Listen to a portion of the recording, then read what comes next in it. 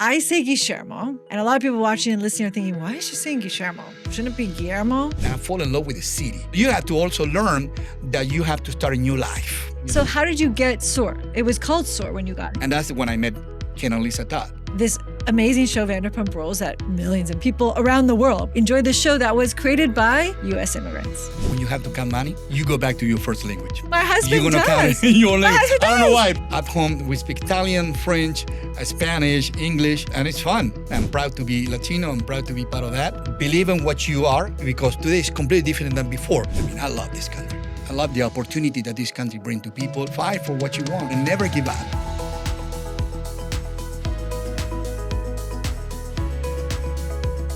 Welcome back to Interviews with Immigrants, the podcast where we celebrate the positive side of immigration by cutting through the politics and sharing the real stories, the heart, the humor, and the humanity behind every single journey. I'm your host, Andrea Chev, immigration attorney, storyteller, and the face behind the YouTube channel Chevlog Group that helps thousands navigate the U.S. immigration system every single month. But this show isn't about forms, immigration laws, and policies. It's about food, fashion, funny stories, and fearless reinvention that defines the immigrant experience. Today's episode is one you are going to love. Trust me, you'll be so glad you decided to hit the play button. I'm sitting down with Guillermo Zapata, Argentinian-born actor, restaurateur, and unapologetic dream chaser. He came to Hollywood with no English, no roadmap, and no plan B, just the determination to build something of his own. From washing dishes to owning the iconic LA hotspot SUR, yes, that's the Vanderpump Rules SUR, Guillermo's story is one of hustle, heart, and going all in. We dive into what it means to navigate Hollywood with humility while running a reality TV famous restaurant, navigating entertainment industry on both sides of the camera while raising French, Argentinian, and American daughters, juggling scripts in English and Spanish, and why a single spoonful of Dulce Leche can transport you all the way back to a Buenos Aires kitchen table. This episode is about staying grounded while dreaming huge and what it takes to build a legacy without losing yourself along the way. So settle in. You're about to meet the man behind the dream. Alrighty, so before we start, I want to talk about the pronunciation of your name. Because I say Guillermo, and a lot of people watching and listening are thinking, why is she saying Guillermo? Shouldn't it be Guillermo? And I'm married to an Argentinian husband. And so I learned Castellano, which is what they speak in Argentina. So you would say Guillermo. And when all the Guillermos I know in Argentina, it's Guillermo or Guiche. Mm-hmm. So what do you go by? Do you go by Guillermo or Guillermo? Well, first of all, I want to say thank you so much for having me on. Oh, it's our pleasure. Give me the chance to connect with you and all you people and want to give the message, It's Guillermo. Argentinian pronunciation is very particular, no in South America, Mm-hmm. The double L is she. Uh-huh. Like another example could be playa, it can be sisha. Mm-hmm. Guillermo, it is part of that LL. And that's the pronunciation. But in here, it's hard to say that name, with the LL and R. Because they're like, what are you saying? What are you saying? Guillermo? Exactly. So it is Guillermo here. But home is Guillermo and it's Guiche. Perfect. Okay. So I'm validated. So you are validated. I don't want anyone to think I have no idea what I'm talking about. No, you are doing it correctly. My husband would be very upset if I got that right. I have known you forever, it feels like. Long Started time. as your attorney and now friends. And I cannot wait to jump in here and talk about your journey as an immigrant. So before we get into anything, I want to go, or while we get into everything, I want to go back to little Guillermo. Little Guillermo in Argentina before you came here and you're a little boy. And I know that you grew up in an interesting home with a loving mother and father, but your father was a famous artist, performer. So tell me a little bit about little Guillermo in Argentina and growing up in that environment. That was the year 1968 that I was born in Argentina, in Buenos Aires. Mm-hmm. Yeah, family, my father is an artist, His name is Rodolfo Zapata. Mm-hmm. And a famous artist, famous artist. Not just an artist. Yeah, he was a pretty impactful artist. Acting, musician, and someone that really connect with the Argentinian people and always bringing his talent. And so I grew up with a lovely mother, just taking care of pretty much us, 4 brothers. It is an honor to say that I am the son of Rodolfo Zapata. It definitely is an honor. Yes. And him having such, because obviously you're an artist yourself, you're an actor. Right. So having a father like that growing up, what impact did that have on you and what you wanted to do? And how did that kind of form the idea in yourself of what you're going to pursue, ultimately bringing you to the U.S., to Hollywood? But back then, what kind of experience was that? Well, since I was very little, I noticed. That was kind of my personality, be a goofy, try to always, be there and make people laugh and connect with the people, which is, sometimes as a kid, you can see it or you don't see it, they're Right. the side. And in my case, my father saw immediately that I have the genes of an artist. gene. Yeah. So from the beginning, very young, my father put me in, to perform next to him. It was something that I was having fun doing it since I was 4 or 5. I was already Oh, wow. performing with him, singing with him. And I pretty much jumped into that. Besides school, I jumped into music. But did you think you wanted to do music, or did you from an early age was thinking, I want to do more acting and performing? Yeah, no, I think it, over the years, you'll see definitely what direction you want to go. For his side, he was more into music, into performing. So he was kind of get me into music, and I jump in, so I studied music for many years, but at the same time, I was kind of put it away my childhood. So I was kind of compensating and try to see if I really wanted to be that, because sometimes it is when parents put a little bit of pressure on kids, just to do it, whatever I think is good for you. If put a lot of pressure, it's not good for kids to do that. So.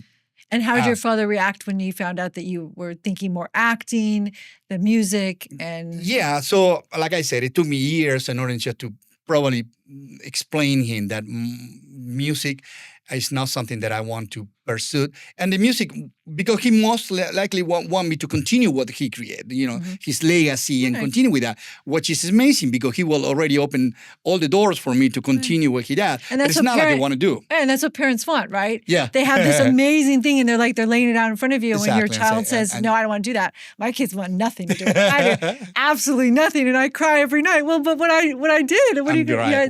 Who's going to take it on? As a parent now, I see it and I give it the totally freedom to choose what they want. I can advise her. I can probably guide what. But in his case, he was like, no, this is what you're going to do. Why you're going to miss this opportunity? So when I finished high school and it was time for me to go to university, I know immediately that I don't want to be in music, but I do want to leave the music as an tool, for as an actor. I want to pursue the acting. I want to learn. I want to really have maybe build a career of that because I like to perform. Right. And that's what I jumped into the National Conservatory in Argentina. I was accepted, and I started learning from the best. And second year of college, I was already able to jump into TV and start working as a paid actor, and so and then continue studying and working. So I was already building my name strong in Argentina as a young actor.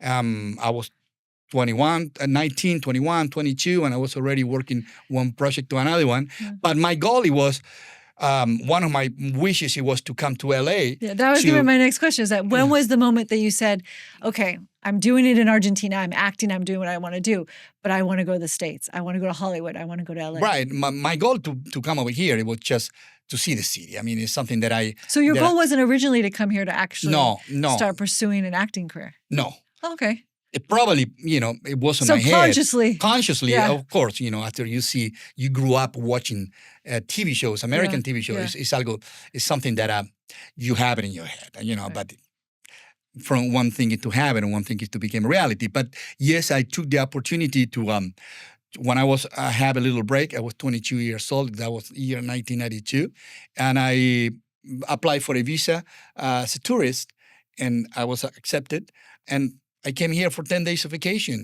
My goal was just to get the picture in the Hollywood sign and go back and, say, I made it. I have my experience. I learned. But something strong happened when I was in those 10 days. I mean, I fall in love with the city. Yeah. That experience of happen many people that, you go to vacation for a short time and the last day you fall in love with a person and then you just want to extend this vacation, but you need to go. Yeah. So in my case, I fall in love with the city. I like the weather, I like the energy, I like that I was kind of unique in here. People was kind of, wow, who are you? You know, Right, I was, right. and I was not able to speak English. You sounded, because there are Argentinians in LA, but not as many Yeah. Argentinians as there are as other Latin communities. Yes, I mean, So you were unique, probably. I Your was kind of- accent, your look, everything, Yes, and the energy, so I think, I'm always optimist. I'm always the smile ready to go. Yeah. And I always like to just, see the positive side, since always. And those 10 days were very strong. And it was like, this is it. That's it. Right, So this is it. I decided to, It's amazing. give it away and start a new life. But I put everything, Yeah. since the day that I decided to stay, I put my all energy and grow and keep And growing. at that time, you didn't speak any English, right? No, none, barely none, any English. none. So when you first got here, I always like asking this too, right? Because this is an amazing story. You get here and something clicks, right? And Right. then you start this journey, because that's the beginning of the journey. You start this journey as a dishwasher in a restaurant. No, not really knowing the language, probably not having, because you're here for such a short time, not really having any friends, any support system, anything. None. And what were some of the first things that you can think of that were maybe culture shocks when you got to the United States? Obviously, you said there's a lot of positive things because you were like, wow, you wanted to stay. Yes, well, But what were some things that like hit you in the face of like, I am not in Argentina anymore? it's a different culture, totally different culture. You and here you have space. You in Argentina, you go to a line to the supermarket line, and it feel like you're next to the other person. And even if you have a space to, so here you create your space. So I feel like sometimes that I getting too close to people, and they were like, what's going on here? Another one is probably, initially I will probably go and give you a kiss because this is the way that we communicate with people, Yep. and it's whoa. Yeah.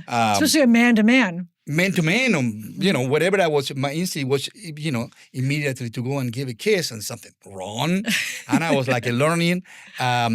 So this is kind of, a habit that you have it with you. Right. And slowly you have to learn and fast because you keep doing the same thing. So You're going to get punched in the face. you get eventually. punched in the face and you get Either just, by the husband or by the for manager. someone, So, and then, try to explain that in a language that was not my language. So learning fast. And that, okay, well, this is what it is. So a lot of stuff that I was learning at the moment, and especially with the language, Yeah. even if I will, enroll myself immediately to a school. So I was working nighttime and the daytime I would spend mostly right. all day in school learning and then bring the communication. That was my mission. And so for at a certain point, I even block myself to speak Spanish. Right. With only the necessary with the people, but I was always get along with American people.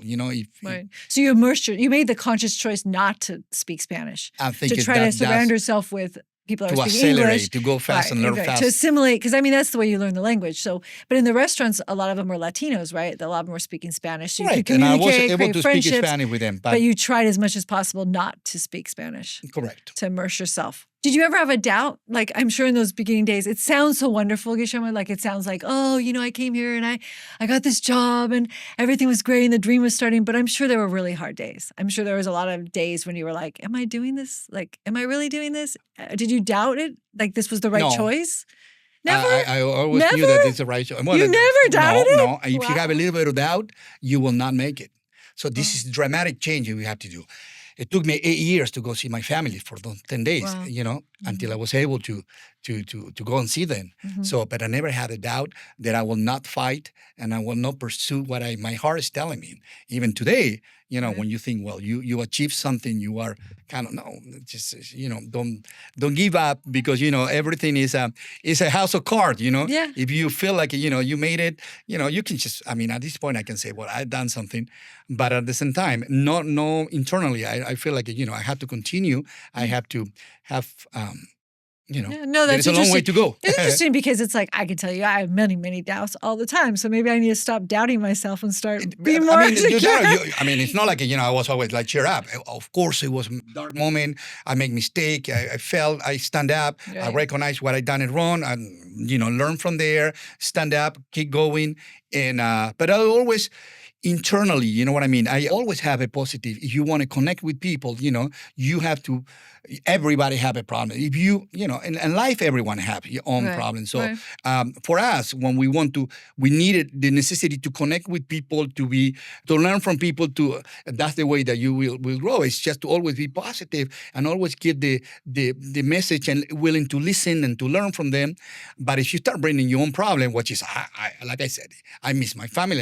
Yes, I did. Of course, you have a moment that you can break, but you talk to yourself, okay, let's do it. Yeah. But you leave it inside of your home. You leave it inside of your room. When you exit that door and you go outside, there is no time for negativity at all. Right. At all. So you can just keep going and I have a plan in life. In the next 5 years, I want to achieve that and work toward that. Don't every single day you have to have that necessity or desire to keep building what you plan to do from 5 years ahead. Of course, I can't sit down with Guillermo Zapata without talking about SUR, your baby. You're the founder, owner of SUR, right? One of the owners now. You started SUR, though. So take me a little bit through, because when I think back, even though I've known you for so long, when I think back, it's like you have this guy who comes to this country, right, who starts as a dishwasher, moves up. How in the world would you get an opportunity, the finances, the opportunity, the location, West Hollywood, Guillermo? I mean, you know how hard it is to get a location in West Hollywood for a restaurant yet? How did all that come about? Whoever is in this country, knowing that, we live in a country that is amazing. I mean, I love this country. I love the opportunity that this country brings to people. So based on that, you had a lot of chances to win. Yes. I came for a country which is a beautiful country, Argentina. I love Argentina. It's in my heart. But it's tough. Corruption is big. Can we say that Argentina, it is in a third world country? Yes. So, I know exactly how tough it is. And like Argentina, there are many other countries in the world that they don't have the possibility for you to say, well, I want to achieve this in life and this and that. It could be, but it's harder. America, you have the possibility. They give you have the opportunity. And, take advantage of that opportunity, and work toward that. Restaurant business for me was, I don't call it an accident, but it was something that it was an opportunity that it was not in my plan. Right. My plan, it was acting. I want to act and that and that. Right. So you have to also learn that you have to start a new life. Your goal will be to be a famous actor. Right. That's nothing that you're going to be never end. That's your passion, that's your love, that's what you want to do. But at the same time, the reality is that this is the opportunity maybe to go to that level. Right, exactly. So you have to put everything in there and use the tool that you have. I mean, as an actor, people they like to acting and they learn how to act, and it's kind of you learn how to be another person at the same time. You have the skill to say, okay, I'm going to divide myself and create this character and build this person, and that's what I like to do. So I was able to do that. So how did you get SUR? Like, how did you find? Did you have a real estate agent working with? Like, did you have someone, or you just somebody gave it to me? You just saw an opportunity. I mean, literally an opportunity fell in your lap. So but this is the opportunity. This is when you have to really do it. Jump in. If you think too much, the train will pass. Yeah. When I moved, when I decided to stay, I didn't think too much. I execute. I was, in that time, I was a good server, working in a place called Cynthia's. And I was really doing my job the way that I wanted to do. I was always on top of, on time and doing, and connected with the customers and this and that. So I learned, and I was 27 years old in that time. SUR had been opened by this family, Argentinian family that, opened originally in there. But in a few months, that since they opened, they noticed that it's not going to work for them. They didn't have the experience. They didn't have the idea. They need help. They need help in order to continue with the business. And, sometimes destiny put in the same place. Yeah, absolutely, destiny. So I was a friend of the family, so somehow I was getting closer to them. And technically the offer was there. Say, well, we got an offer for you. But, in order to receive that kind of offer, you need to be prepared. You need to show them that you are the one to help them, mutual help. Yeah. And so they offer me, a big percent of the place if I were able to leave what I had, the place that I used to work and jump in. And that's what you have to really think fast. Because in that time, I have my own salary, my own apartment, my car, my timing. So, you start living the dream already at that early age. But when you jump in to be an owner, you in a place that is dead, Right. That was dying. Dying, exactly. So you need to have, you will probably, it's a big challenge. Then some people probably will say, thank you, but I pass. In my case, I said, thank you, I take it. And you jumped. I mean, jumping, and I eventually, shortly I lost everything. I lost my apartment. I lost my car. I ended up living in a couch with a friend of mine. Oh, really? But I was owner already. So, I was fighting for something that I believe that I can do. So that is profound, though, because you were somewhat profound, stable. Yeah. And then you had this opportunity and you jumped. Yeah. No, and there was sacrifice, a big sacrifice. Totally. But look at where you are now. Yeah, so I worked from 6 a.m. to midnight, working and be there. I knew what to do. I changed completely what it was, because originally it was an Argentinian steakhouse, and I had my culture of working in restaurant. It was more like an American, French style. So I said, well, the only way that I will get involved in SUR is we change everything. Right. Let's keep the name.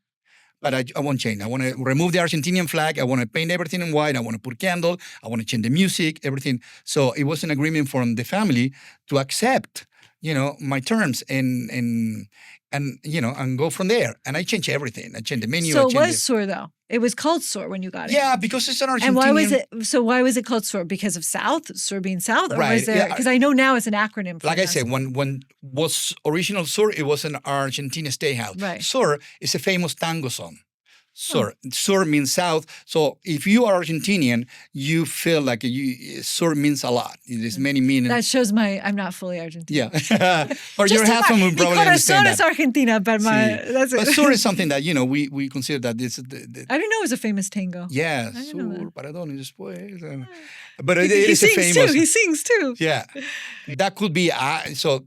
But the name, I like the name. So. Right, but now it's an acronym, right? SUR, SUR stands for? Sexy Unique Restaurant. Okay. But that we're going to go back to that one. Yeah, we'll go there in a second. But yeah, so I thought I didn't know that it was actually already called SUR. So that's interesting to know. Yeah, so I jump in, and in a few months I was able to, establish and make this place better and better and better.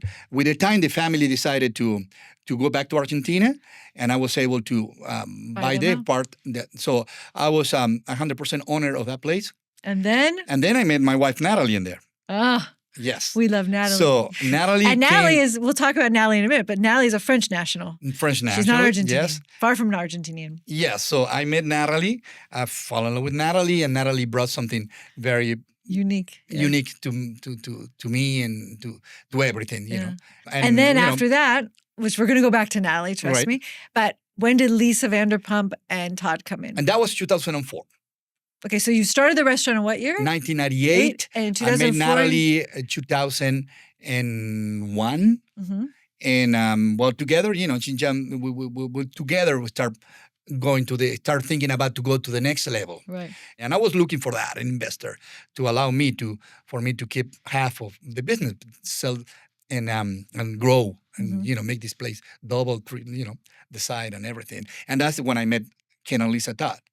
Yeah. And they liked my proposal. We connect immediately with them. They were about to get a partnership in many other places in West Hollywood, but they decided just to invest with me. And the rest is history. Yeah, that's history. I mean, I was just with you and I celebrated with you the 20-year anniversary of SUR Restaurant. Since I became partner with Lisa. Right, not the original. From the original part, but it's 20 years 20 already. 20 years, it's incredible. And partnership is with a business is tough too. It's like a marriage. It's a marriage, professional marriage, which is, you have to have discipline to maintain that as a business. Restaurant is very tough. West Hollywood is tough, also it's challenging, but I love challenge. So it's something that it's another topic that I always pursue to people to have in there, the challenge, willing to compete, willing to, to grow, and willing to jump into the outside of your comfort zone.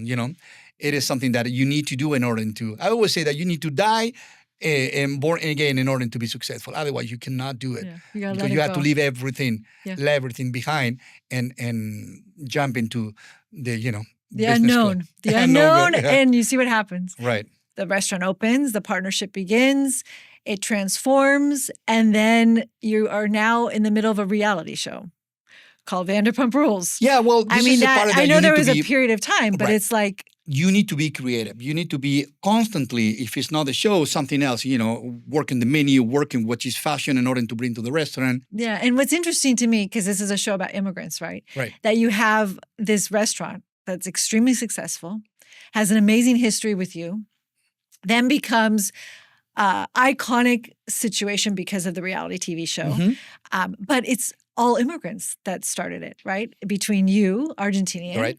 and Natalie, French, and then Ken and Lisa, British, right? Right. They're British. So you have 4 immigrants creating this.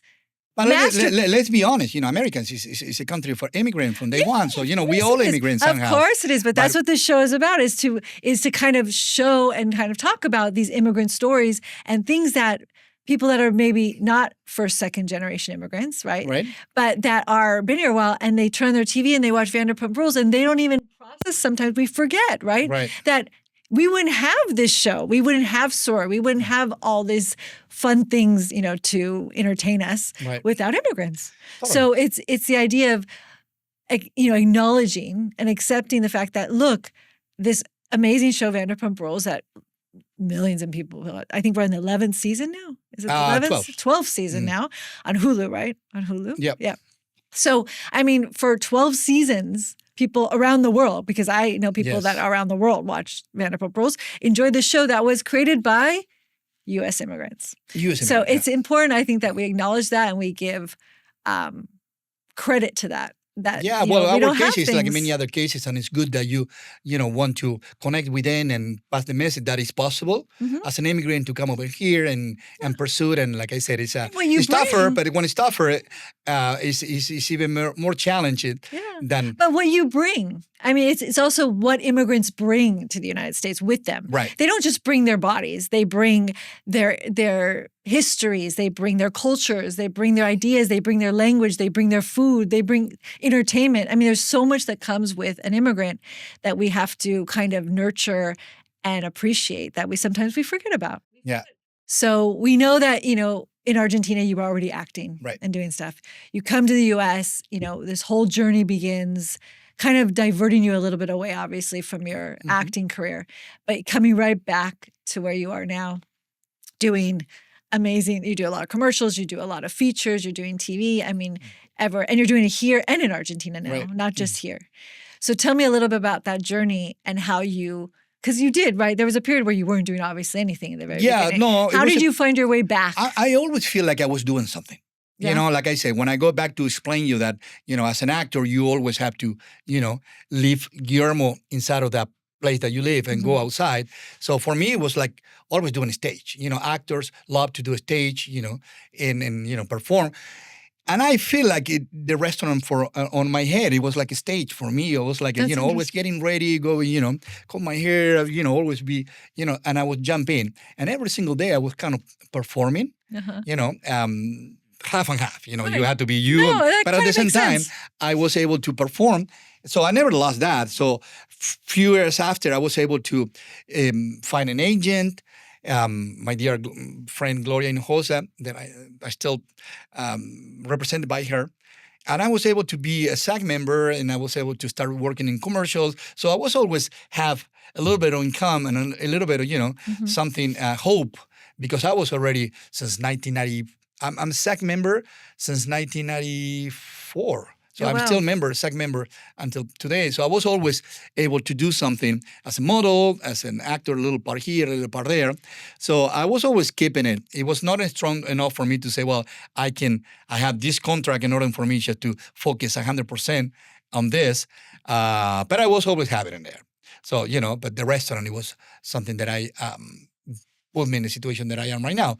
I kind of figured it out that I need to go for a different plan than keep auditioning and keep, waiting for the phone call of the agent calling you, which is, normal what you do. Right. But sometimes you can do that, or you can just, be proactive and start saying, what, what about if we go straight to the point? I'm going to produce my own stuff, and maybe I find a better way to go in this direction Right. because the competition is a lot and there's always something, and if you are you'll find your own way. So I'm pretty much jump in and start using start in short films, producing it, acting in short films, just to start slowly getting involved because as a producer on films, it's kind of the same thing that I produce the restaurant, contact with employees have, and it's a lot of similarity Mhm. from have a restaurant, on a daily basis than produce. That's interesting. Well, it is. It's running a business. I mean, Right in a business. yeah. So in the same head, you just start putting together, but you have to start very small, like I start with a restaurant. So that's why I start with very short films with friends, and we'll put a little bit of budget in there and try to make as much cool it is. And I jump in. Yeah. So from there, I start and then jump into films and then start using what I left behind, which is, all my contact in Argentina, my possibility to contact and to show eventually what I believe that is one of the greatest places for actors and film in Argentina is super talented in every way. So I kind of convinced myself that that's the way for me to start doing it and do the films in Argentina, bring it over here, find distribution, and that's pretty much what I'm doing right now. Tell me a little bit about, because you've been acting in Argentina and you act here. Yes. You just had your new film come out, The Cloud. The Clouds, yes. Amazing. I've seen it. You all need to see You can it. find it on Amazon and Apple TV. Excellent. yeah. Yeah, it's a great movie, action-packed, great movie, amazing. You produced it. Yeah, produced and it. you acted in it. Correct, yes. Excellent. I mean, it's really good. So if anyone out there has not seen it, they need to go see it. Thank you. I'm curious of one thing because, like I said, I'm married to a Spanish speaker. When my husband speaks in Spanish or talks in Spanish, Yes. he's a little bit of a different person than when he speaks in English. And I don't care how good your English is or how good your, I think your native language is still your native language. No matter how, you could be here 500 years and it's still going to be. So tell me about acting in Spanish. When you versus- notice that it's your first language, when you have to count money, cash, Yeah. you go back to your first language. Really? I don't know if somebody I have would to like think that. about that But if you he can does speak that. every language you want, but when it's time he to count does. money, My husband you're going to count does. it in your My language. husband I don't know does. why, but it is. He adds and I can see also. my wife, Natalie, too. When she had to count the Yeah? cash, she go for French. But That's because my husband also does a dish, like when he does the math, like when Yeah. he's balanced or he's done the bill at the restaurant, he's always doing it in Spanish. yeah. But how about acting? I mean, do you feel more comfortable acting in Spanish than you do in English? Or is it different? It's more challenge to do it in English, but Clearly. I after so many years, I think I'm able to. But you feel think like as you're a an English- different person? Like when you act in Spanish versus acting in English, do you feel like you're a different Guillermo? I don't know. At this time, it's like I think in English. You know what I mean? So You do. it is something. We have the accent. Sometimes the accent. It will be something that Yeah. it could work or could not work for some different Right. project. But Spanish and English, I think it's for me. I enjoy both. Yeah. I But can they're bring different. something different. But in they're both. different, right? I mean, you bring something different to each. Yes, kind of film, yes, yeah. yes. You will have to bring something different. So when you're not around, because obviously you have to go film, you have to be on Right. set. So you're not in the restaurant. Do you feel like a pull? Like, Well- because you have such a strong connection with SUR. Yeah, I know, but that's it's true.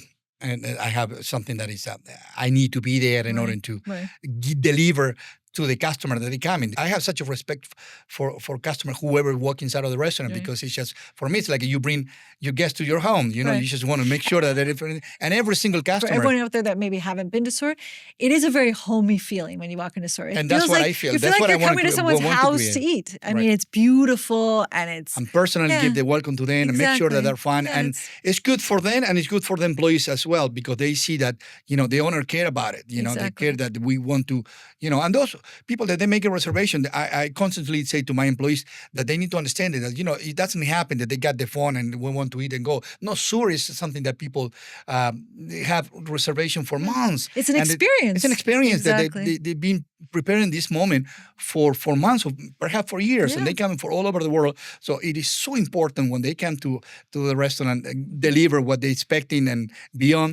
But going back to what you said, and going back to Natalie, I think that I'm able to do everything that I do because I have the love of my wife, a partner that, in The support, in life, yeah. or the support, and she does an amazing job because she's next to me Mm-hmm. at SUR. So she is the one with the brain that makes SUR going. I'm always saying that I'm like a balloon. The balloon is doing that, but she's the one holding it. She's holding the stick. She's holding the stick. So in more ways than one. She is the one holding the stick. And I have to ask this: if you had to pick an actor that you would love to act with, who would it be? I know it's a hard question. But this is the greatest. There's no doubt for me is Daniel Lewis. Daniel Lewis. Yeah. I'm thinking he is. So if he's listening, he should definitely call you and you guys should. Yes, I'm thinking. And like I said, that's he number one. Then, there is many actors. I have respect for a lot of actors when they jump in and they do their job. And then, when they're able to be established actor means something, that, they earn what they do. They earn my respect. And but that guy is just beyond, that guy transformed himself, Yeah. On the Latin community, you can just see, also Javier Bardem. I think, he was able also to deliver, an amazing characters. And, I think he probably does two actors that I have a lot of respect for them. And now going back to the immigrant theme of this whole podcast is that Natalie's a French national. You're an Argentinian national. You've come together and had two gorgeous children that you've raised. And how was it in that environment of having two cultures? Because you have two cultures, two languages coming together and creating a family. Happens all the time, but not necessarily when you have two different cultures like that, a French and an Argentinian. In the home, did you speak Spanish? Did you speak French? Did you speak English? We speak English at home. Yeah. And them growing up, did you guys speak to them only in English? There is something that I've been, probably in my head is like at home we live in America. The first language is English. So, but you can also, like Natalie, talk to them and since they were a little in French, so they speak French fluently. Yeah. I spoke, but not the way that Natalie did with them. But now they're just a little, teenager that we speak more because they learn in school, and that's what I want them to learn. I want them to learn, and they have the necessity to learn to talk to me in that language. Yeah. And now they have it, and I feel comfortable now to jump into the Spanish with them. So do you speak to them in Spanish, like on a regular? Now I do have. Yeah. Have English, have Spanish, and when you go to Argentina, French, because at the same time I learn French. Right. So now, so do you speak French? I learned French because of my wife. Yeah. And because we travel every year to France, and I'm connected with their parents that don't speak English or Spanish, so I kind of jump into the language to learn it. So and then my wife, my mother's Italian, so I speak Italian as well. Oh, really? So there is a lot of language that we speak now at home. And we speak Italian, French, Spanish, English. And it's fun. Yeah. Now it's fun. No, but in the moment when they were growing up, I keep that English at home. But I have to tell you, there's millions of studies done, right? That kids that learn more than one language when they're really little. Yes. I'm talking about like 1, 2, 3 years old. More languages they give, the easier it is for them to pick up languages as they grow older. So the fact that Natalie spoke to them in French, plus they were hearing English from you, plus outside they were hearing English, and then they were probably hearing Spanish when you would go visit Argentina, they would hear the Spanish. So that's probably why now it's probably like, it's my dream, right? Having Italian, Spanish, French, English, I love languages in a house. But I do agree that, the U.S. English is our language and we should learn English primarily. Right. But I do 100% stand with Natalie on the fact that we should, talk to our kids. But I go back to the way that probably since I grew up with a father, I love my father. He passed away, but he's in my heart and he's in my idol and everything. But he kind of forced me to do something when I was a kid. Music, and you have to sing what I'm telling you. You have to sing, and I want to go play soccer with my friend. And no, you have to study music. So I don't want to. I don't want to do that to my kids. So I'm very careful. With you. Yeah. Stuck with you. So I don't want to push my girl to speak Spanish because this is my language. That's my language. So when they were a kid, yes, I dropped some work in Spanish. But you see that there's no connection, and they contact. They go back to you in English. So I kind of step away from that, pushing.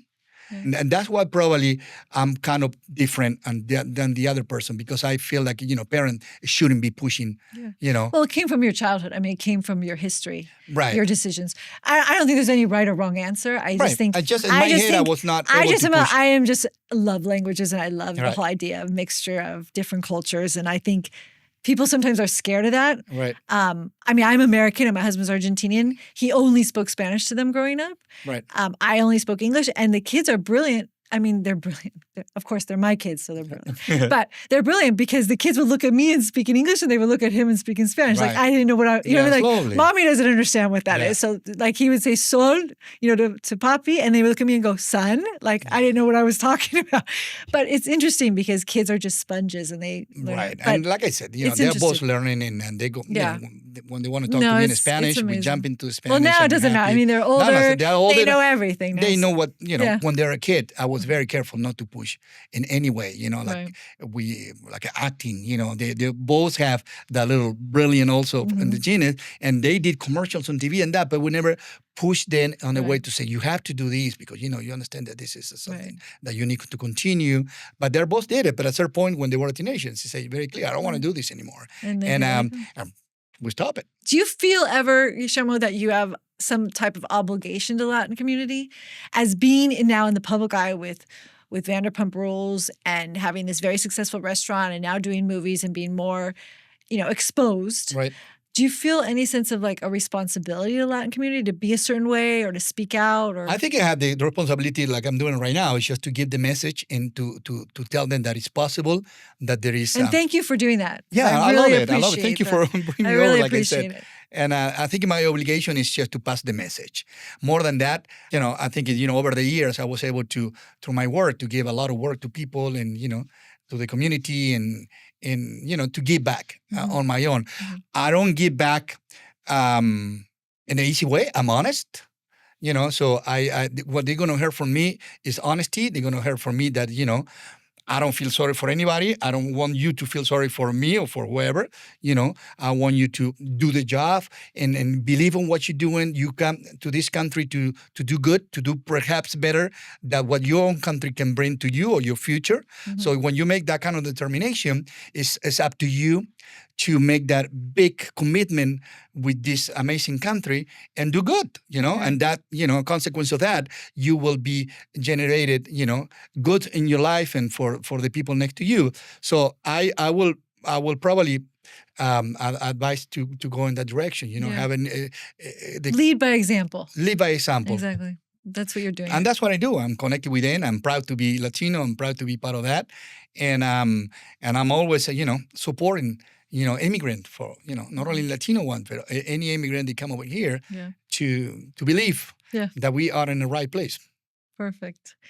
So what advice would you give your 22-year-old self from today? Like if you could go back and give your 22-year-old self getting off the plane in LA, what advice would you give him? I'm not good to give advice to people. It's just yourself. It's just to self that keep going, keep dreaming.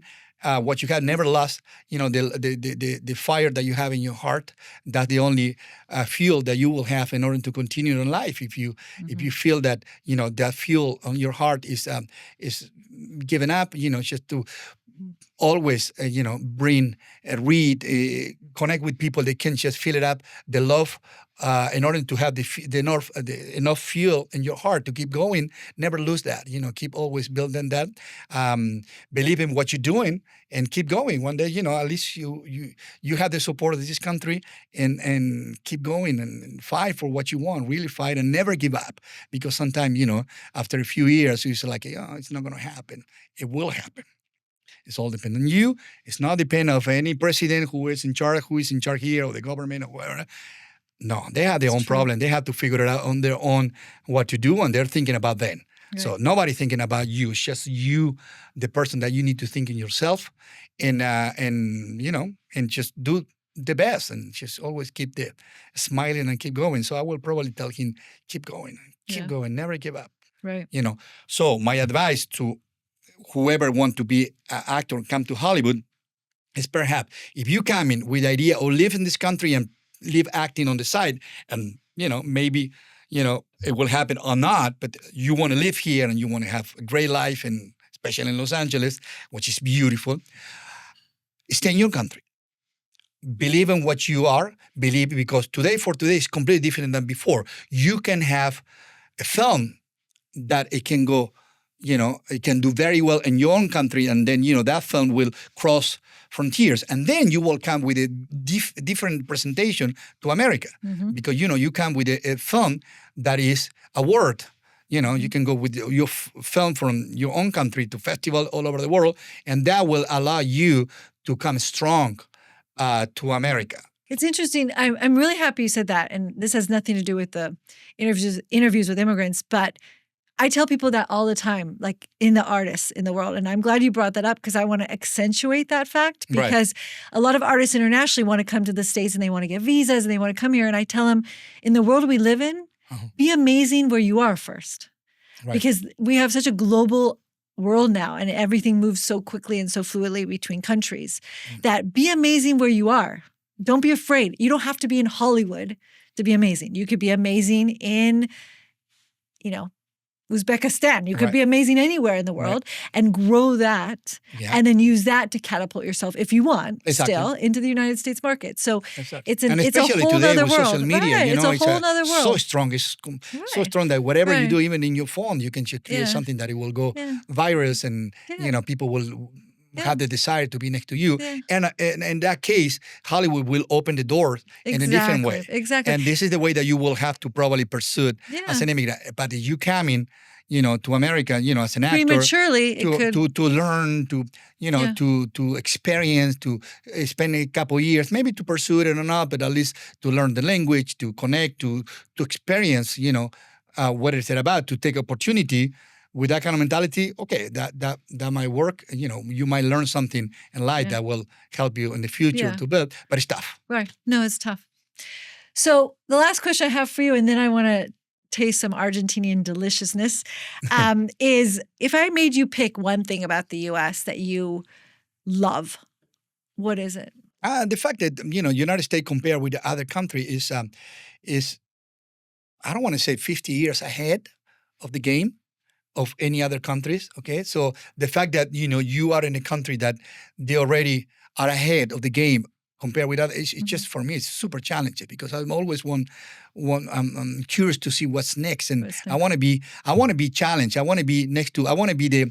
Clearly, Guillermo, you want to be challenged. Yeah, for sure. If I'm in the group here, I want to be surround myself with smart people, and if I want to learn from there. I don't feel humiliated, to be the lowest, of brain in this group, because I want to be with those people, and that's what America bring, to any person that they come from another country. Be challenged, be next to the top. And like I said, if you make it in Los Angeles, what is one of the toughest city in the world, you got tough skin. You can make it anywhere, any part of the world.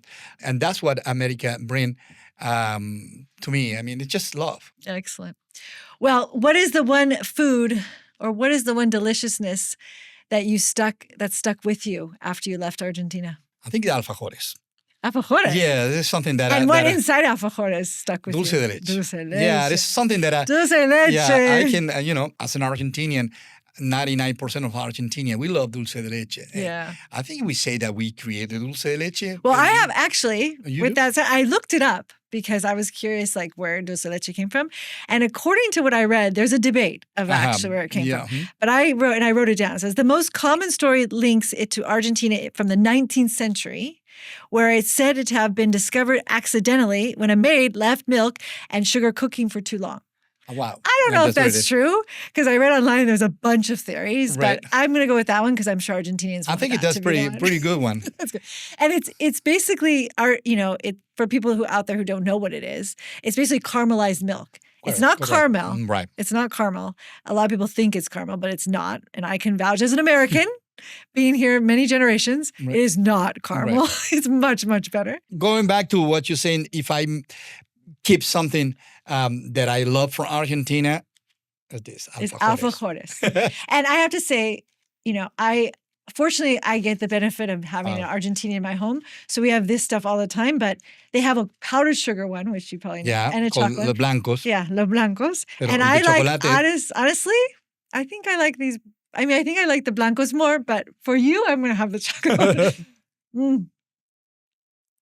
It's so good. It's so good, yes. And inside, it's a cookie, and then it has dulce de leche. and then it's covered in chocolate. It's so It's good. good. So I mean, good. I can eat one, the second one, the third one is like, 3 of these? yes, imagine No, I how can't bad do it is. that. I won't do that. And right now. I I'm going for have one. a sweet tooth, but I can't eat 3 of these. And But I will tell you what I and couldn't. I will do something that many people will find I'm like, going to wow, do it this is too. too much. I wanted you to do it first so I don't feel bad. Wow, this is But dulce I'm de going to leche. actually take the dulce de leche and just eat the dulce de leche. Mm. So good. Mm. It's so, so, so good. What are the ones that are called, they're maicena, right? That made with that, those Maicena, tal cual. at maicena? It's like, it's not made with this. It's different. It's made, Yes, it's made with exactly. I don't know how to translate that, but I know. it's a different way to yeah, eat an it's alfajor. a different type of alfajor.